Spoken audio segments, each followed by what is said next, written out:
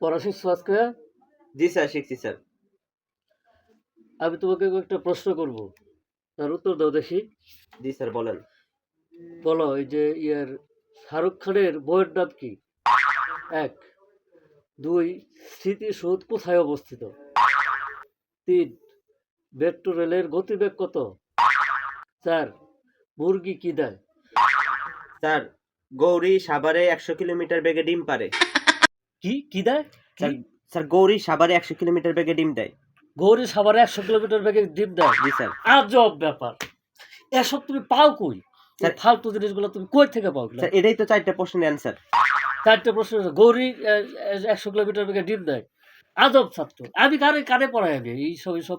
তোমার কি আর কোনো খায়দার কাম নাই? সারাদিন এগুলো নিয়েই থাকো? হ্যাঁ? মেজাজটা দিল খারাপ করে।